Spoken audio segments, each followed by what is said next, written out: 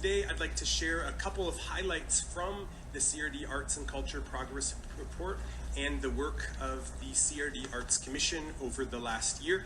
This report that you have shares stories and statistics about how arts and culture contribute to a resilient region.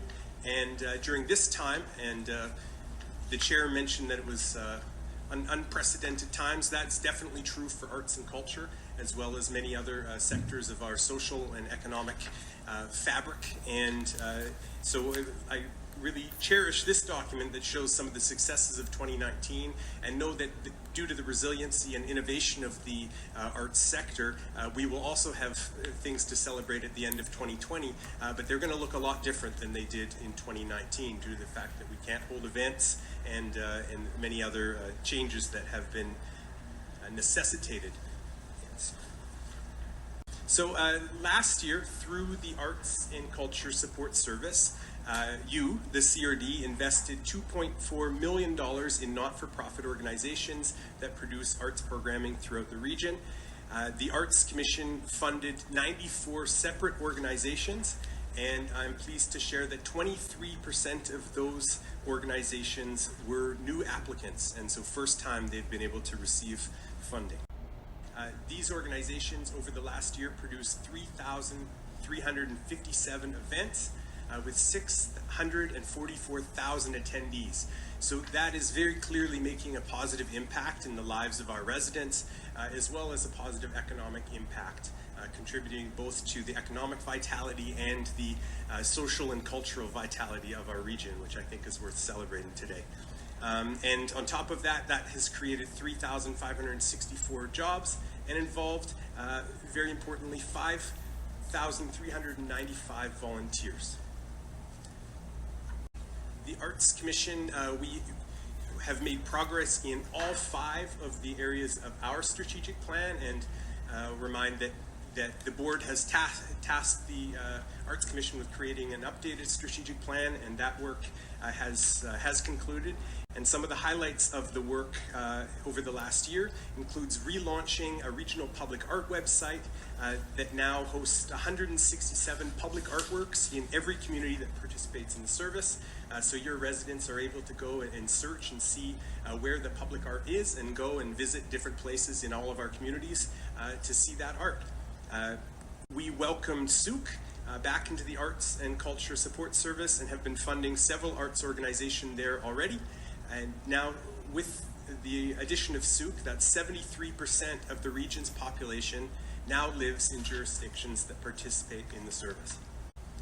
We increased access to our programs with the Equity and Idea Grant programs, and I think this is important as this does align with some of the strategic priorities of the board to build equitable and inclusive communities, and I think one of the key ways to do that is through arts and culture. So last year, the Equity and Idea Grant supported projects about reconciliation, neighborhood festivals, disability arts, senior storytelling workshops, arts therapy, and more community activities along those lines. 60% of these grantees were first-time applicants. So I think along those lines, it's important to support the creation of new work, and 70% of the organizations who the CRD Arts Commission funded last year were able to premiere or create new work over the last year. And we also, after hearing from some of our operational funding grant recipients, we've moved to allow for multi-year funding that allows for predictability and for organizations to have sound financial planning year over year. And so we've entered year 2 of the multi-year funding, which is, I think, highlights how we've been able to be responsive to organizations that make up the cultural fabric of our region. As I mentioned at the beginning, this is an incredibly challenging time for arts and culture sector through COVID-19. Many of the organizations throughout our region have had to cancel events, and many of these organizations rely on ticket sales from these events for their financial well-being. And so I think it's important that we support the arts, and that we continue to support the arts and do so in an innovative and responsive way as we move forward. And based on the data from the 2019 and previous progress reports, We know that our community is better off when we invest in these organizations, and that arts need to remain a priority. The region is home to some of the highest concentration of artists and people who work in the arts sector in Canada when compared to other communities of the same size. And I'm proud to say that the Arts Commission is providing a service that benefits these citizens and arts audiences across the capital region.